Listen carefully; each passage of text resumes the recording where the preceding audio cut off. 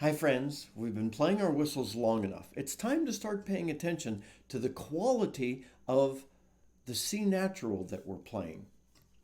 On a D whistle, the all holes covered is a D, and then you get up and you're playing a C sharp with no holes covered. But remember I said that there are two primary keys you can play on a D whistle. The first is D and the second's G, and that's with one sharp. And so you're going to go, that's G, A, B, standard fingering, second hole down covered, C natural. If I play that and I'm playing a quick tune,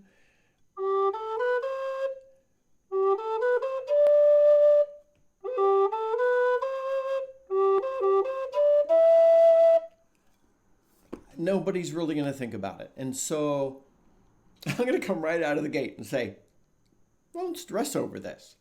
However, you and I, especially with the low whistle, we're going to want to play some very emotive tunes. And if you're playing an emotive tune and you need to play a C natural, it's important to pay attention to the quality of that tone. I've got my tuner going down here on the desk in front of me. And when I was just playing those few notes and I hit the C natural, my tuner registered that as a C natural.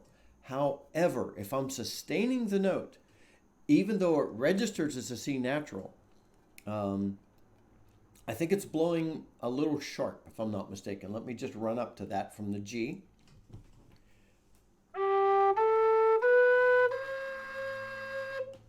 Yeah, actually that one hit a little flat. I think it was much lower pressure.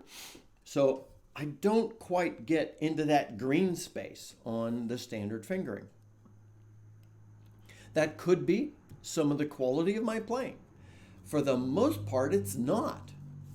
Making a whistle is a series of compromises, I've read, because you're doing a lot with this beautiful tube, the mouthpiece that controls the airflow, and the hole placement. Some of these holes have to do a lot of work.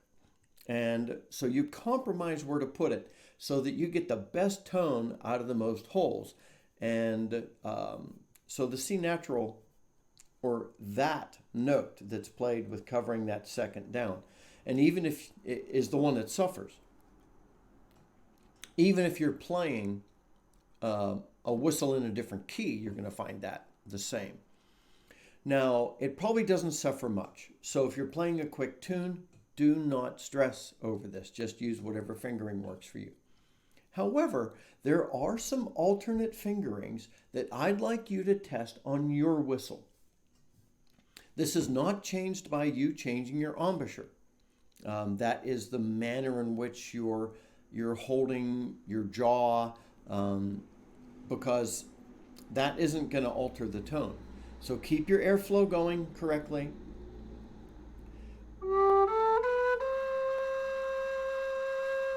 Yeah, I'm blowing just a little sharp outside of the green, according to my tuner. Howard makes an amazing whistle. This is not a diss on Howard's whistle. You're going to find this with most every whistle, and some of it may be me. But there are some alternate fingerings you can do, and I'll put these actually on the screen for us, so that you can understand what's what. And I'll put them in the show notes as well. So the standard fingering you get on all the finger charts that we've talked about is that second hole down covered. Some people like to use the second and third hole covered.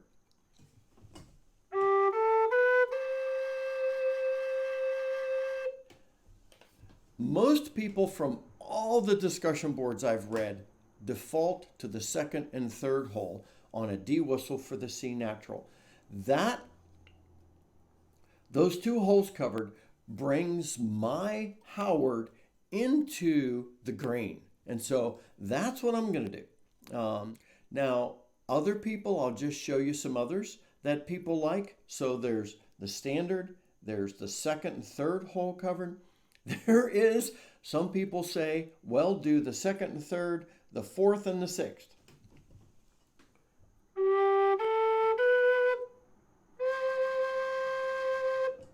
That actually brings, I'm in tune on that too. But that feels like for me, I've got to play with two more fingers. It might depend upon what the run's doing, because if I'm going straight to a D, after that, I've just got one finger to move. Do what's going to work for you, and try that out. So another one some people like is the second hole covered, and then the fourth, fifth, and sixth. So try that out.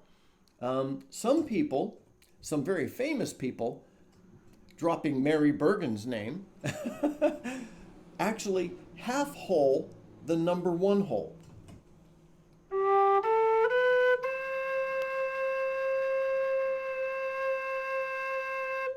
And you can use your index finger and cover a little bit of the hole, but that's going to take a good bit of practice for you to really get how much of the hole do I uncover.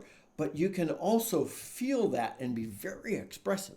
So for me, it's going to be the second and third holes covered, or I might even half hole that top hole at times if I'm wanting to be a little more expressive. I wanted to bring these up.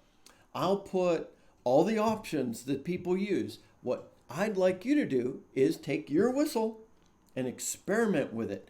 This is most likely not a problem with your playing. It's not a problem with your whistle. It's you have to figure out how your whistle plays the C natural in the best tone quality. But if you're playing quickly, do not worry. Just hit that middle or hit what works for you. Create a habit, stick with a habit, and so like I said, we're at that point where it's time to pay attention to the tone quality of the C natural, especially as I start introducing some slower, more emotive tunes for us to play. I want to play it in tune. I know you do too. Until next time, my friends, happy low D whistling and happy playing the C natural in tune. Find out what works for you. Until then, this is Scott Shade.